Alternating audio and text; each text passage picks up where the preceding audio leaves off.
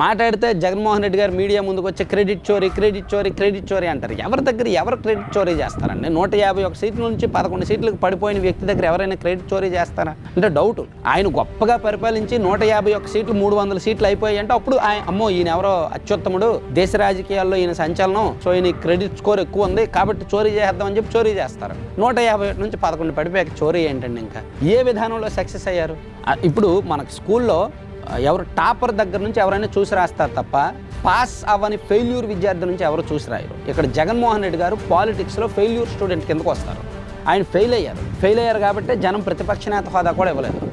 So ఆయన్ని ఇల్లు చూసి రాస్తున్నారంట. పైగా చంద్రబాబు గారు ఏమైనా కొత్త, ఆయన ఫస్ట్ టైం సీఎం అయ్యాడు, ఆయనకు పరిపాలన తెలియదు, చేత కాదు కాబట్టి గత ప్రభుత్వాన్ని కాపీ కొడుతున్నాడు, క్రెడిట్ చోరీ చేస్తున్నాడు అన్నారు. అసలు ఏం మాట్లాడుతున్నారో అర్థం పద్ధం ఉంటుంది. అంటే ఇలా అంటున్నానేమో అనుకోవద్దు కానీ అసలు రీసర్వే వీళ్ళు ఎందుకు చేస్తున్నారు? గత ప్రభుత్వం సరిగ్గా చేస్తే వీళ్ళు చేసేవాళ్ళు కాదు.